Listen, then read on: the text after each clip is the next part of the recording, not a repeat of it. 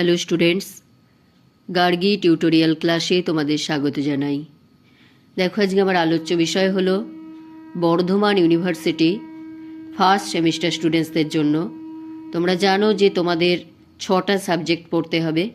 এর মধ্যে তোমাদের যেটা এমডিসি আছে, অর্থাৎ মাল্টি ডিসিপ্লিনারি সাবজেক্ট, সেখানে তোমরা যারা পরিবেশ রেখেছো, তোমাদের যে সাবজেক্টটা পড়তে হবে সেই সাবজেক্টের যে সিলেবাস, পরিবেশের যে সিলেবাস এমডিসি হিসাবে, সেটা আমি তোমাদের আজকে দিয়ে দিচ্ছি। চলো দেখে নাও তোমাদের কি কি পড়তে হবে। তোমাদের এখানে 5টা ইউনিট পড়তে হবে। 1 নম্বরে দেখো প্রাকৃতিক সম্পদ, 2 হচ্ছে জৈব জল সম্পদ, 3 হচ্ছে মাটি ও খনিজ সম্পদ, 4 হচ্ছে শক্তি সম্পদ এবং 5 নম্বর হচ্ছে টেকসই উন্নয়ন।